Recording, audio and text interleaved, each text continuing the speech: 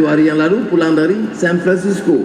Memang ada mesyuarat APEC atas undangan Presiden Joe Biden, Amerika Syarikat.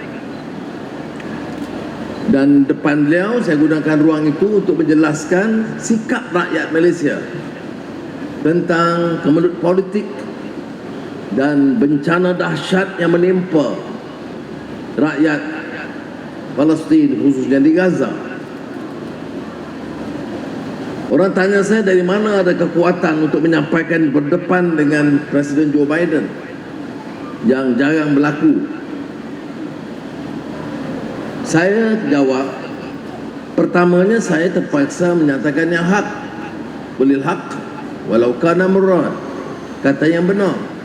Orang terkorban nyawa, dirampas harta, pemilikan tanah yang disebut dispossession, maknanya seluruh harta tanah milik mereka, nyawa dan dignity, maruah mereka, kerana jenayah yang dilakukan oleh pemerintah Zionis Israel.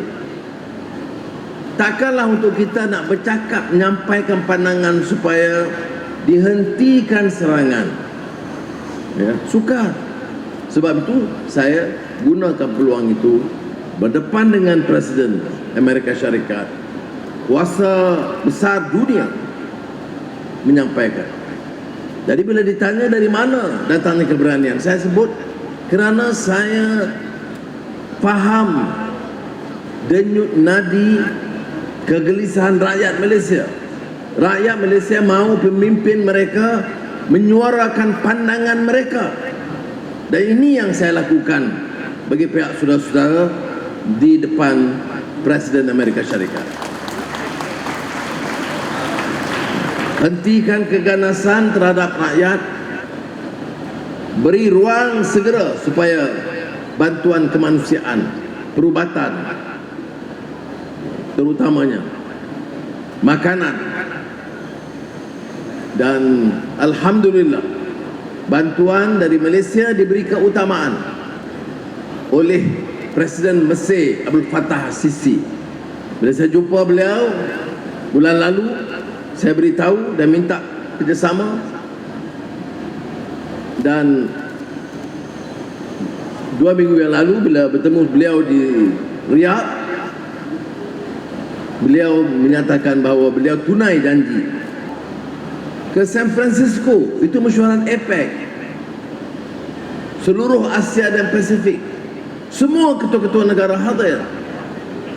Tapi seperti mana saya sebut, selain hadir menyampaikan pandangan kita dari sudut ekonomi, perniagaan, pelaburan, kita sampaikan pandangan tentang masalah yang berlaku, malapetaka yang menimpa umat Islam dan umat Kristian di Gaza dan Palestin.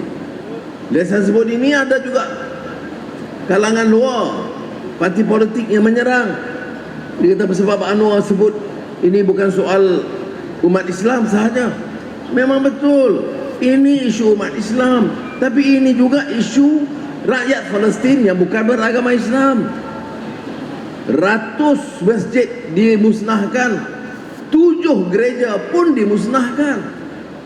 Jadi apalah salahnya kita menyuarakan simpati kita atas nama kemanusiaan, mengajak rakyat dan umat Islam itu bersama kita, dan umat Kristian yang juga menerima bencana ini, menyatakan simpati dan pertolongan kepada mereka. Ini kalau saya faham Islam, rahmatan lil alamin, itu dia.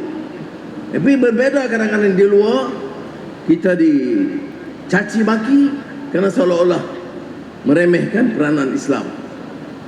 Itu yang pertama. Yang kedua, kita juga fikir tentang masalah ekonomi.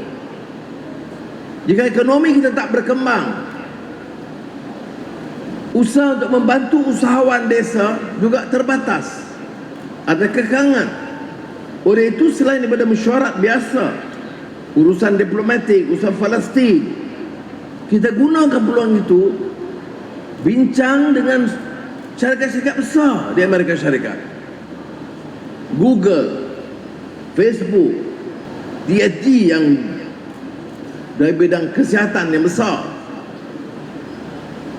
TikTok, supaya mereka dapat melabur, mengadakan operasi di Malaysia dan memberi peluang pekerjaan ribuan kepada anak-anak muda kita.